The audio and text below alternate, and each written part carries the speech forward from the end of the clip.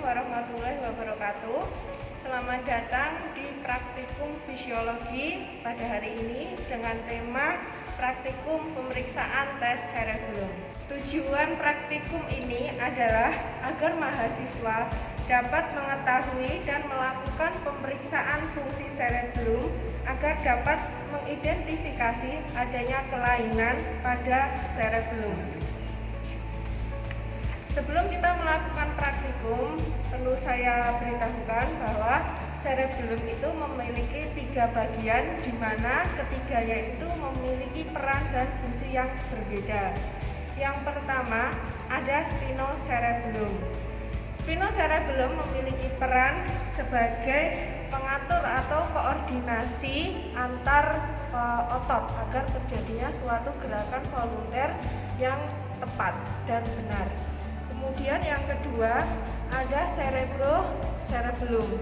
Cerebrocerebellum di sini memiliki peran sebagai perencanaan dan inisiasi dari aktivitas volunter. Kemudian yang terakhir ada vestibulum cerebralis. Vestibulum cerebralis di sini memiliki fungsi memiliki peran sebagai keseimbangan dan gerakan bola mata.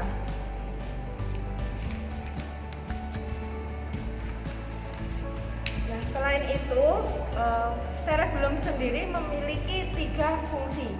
Yang fungsi pertama adalah fungsi koordinasi, di mana hal ini ditujukan dengan koordinasi otot-otot, tulang, serta persendian agar terjadinya gerakan yang baik dan benar. Kemudian yang kedua di sini ada fungsi sebagai keseimbangan dan gerakan bola mata. Nah, hal ini diperlukan agar kita manusia jika berada dalam suatu ruangan itu gerakannya atau berdiri kita bisa seimbang. Kemudian yang ketiga adalah fungsi damping atau penghambat. Hal ini diperlukan agar gerakan kita ini memiliki kontrol atau penghambat agar tidak terjadi suatu gerakan yang namanya overshoot. Baik, langsung saja kita akan mulai praktikum tes cerebellum.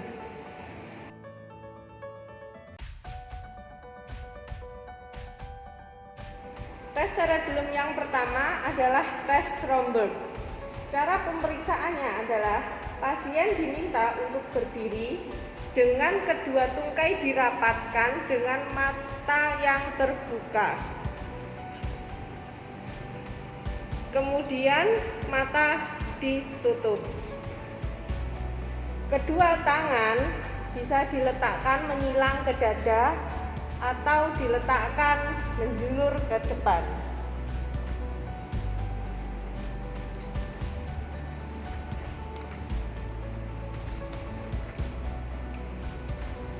Intil, bila saat membuka mata sanggup berdiri, kemudian menutup mata jatuh, maka terjadi lesi di proprioseptif. Bila ada lesi di cerebellum, baik itu pasien membuka mata maupun menutup mata, pasien akan kesulitan berdiri tegak dan cenderung berdiri dengan kedua kaki yang melebar.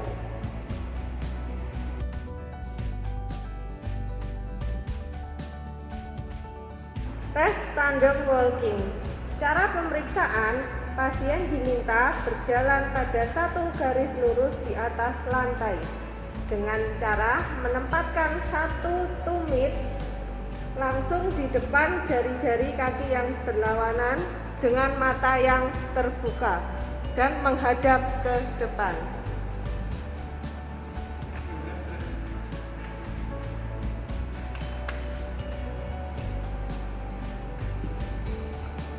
Pasien kemudian melakukan hal yang sama dengan mata yang tertutup.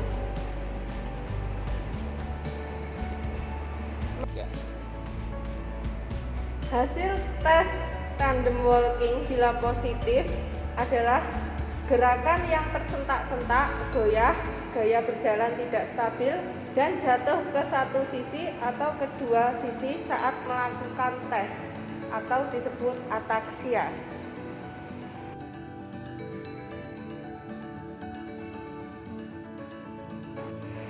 Pass pointing test. Cara pemeriksaan, pasien dan pemeriksa saling berhadapan. Pemeriksa mengulurkan lengan dan menunjuk lurus ke depan dengan jari telunjuk. Pasien diminta untuk mengangkat kedua lengan ke atas kepala sambil menunjuk dengan kedua jari telunjuk.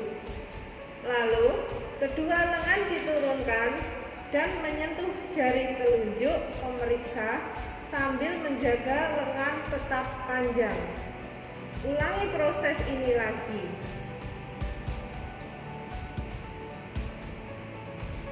Dengan mata terbuka, kemudian dilanjutkan dengan mata yang tertutup.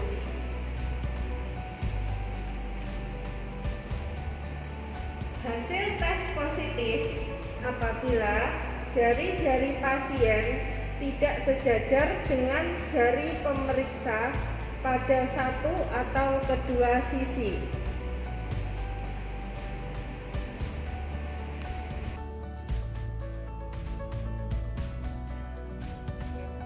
Finger to nose test.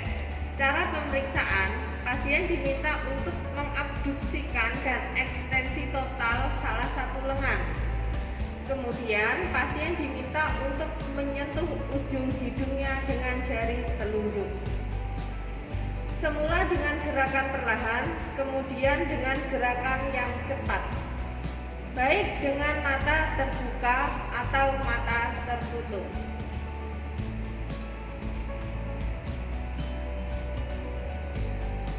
Nose finger nose test. Cara pemeriksaan serupa dengan finger to nose test. Tetapi setelah pasien menyentuh hidungnya, pasien diminta untuk menyentuh ujung jari pemeriksa dan kemudian kembali menyentuh hidungnya. Baik dengan mata terbuka maupun mata tertutup.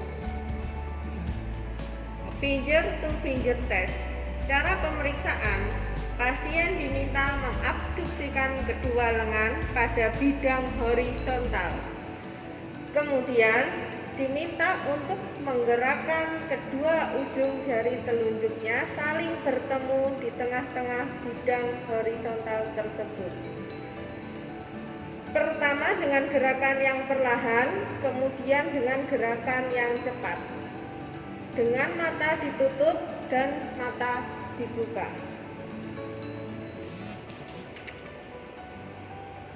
Hasil positif apabila terjadi gerakan overshoot atau ataksia tipe dysmetria.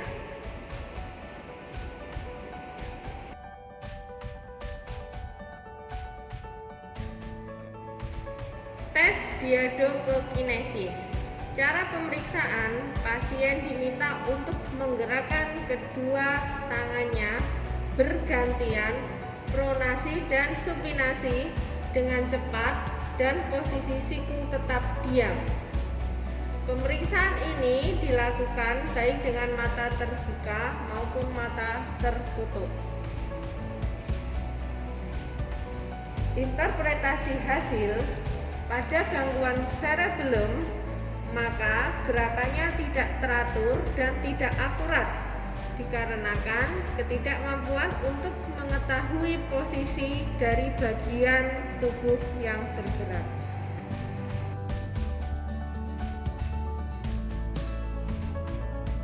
Tes dysarthria. Cara pemeriksaan, pasien diminta mengucapkan kalimat yang hampir sama dan disebut secara berulang-ulang dengan intensitas suara yang tetap. Ular melingkar-lingkar di pagar, ular melingkar-lingkar di pagar, ular melingkar-lingkar di pagar, ular melingkar-lingkar di pagar. Interpretasi hasil, bila terjadi lesi, baik lesi akut dan kronis pada cerebellum, maka bicaranya akan lambat, terpatah-patah, monoton, dan pemisahan kata yang tidak wajar.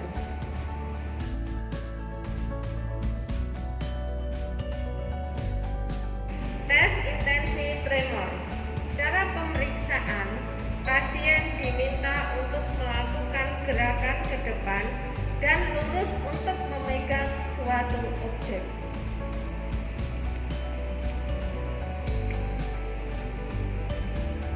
Interpretasi hasil, apabila terjadi kerusakan cerebellum, maka saat melakukan gerakan, terutama pada saat hampir sampai ke tujuan, terjadi tremor.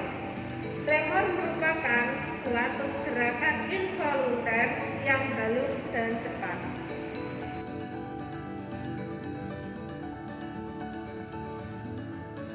Tes rebound. Cara pemeriksaan, pasien diminta mengabduksikan bahu, fleksi pada siku, dan supinasi lengan bawah. Siku diletakkan di meja periksa. Kemudian pemeriksa menarik lengan bawah tersebut dan pasien diminta untuk menahannya. Secara tiba-tiba, pemeriksa melepaskan tarikan tersebut pada saat yang sama. Tangan pemeriksa yang lain harus diletakkan di depan muka pasien agar jika pasien memang memiliki lesi di cerebellum, muka atau badan pasien tidak terpukul oleh lengan pasien sendiri. 3. Interpretasi hasil, apabila ada kerusakan cerebellum akan menyebabkan terjadinya gerakan overshoot karena kontraksi otot-otot antagonisnya tidak terjadi, sehingga tangan pasien akan mengenai muka pasien sendiri. Baik, sudah kita lakukan beberapa tes cerebellum. Tes cerebellum sendiri itu berfungsi untuk mengetahui ada tidaknya kerusakan atau lesi pada cerebellum. Wassalamualaikum warahmatullahi wabarakatuh.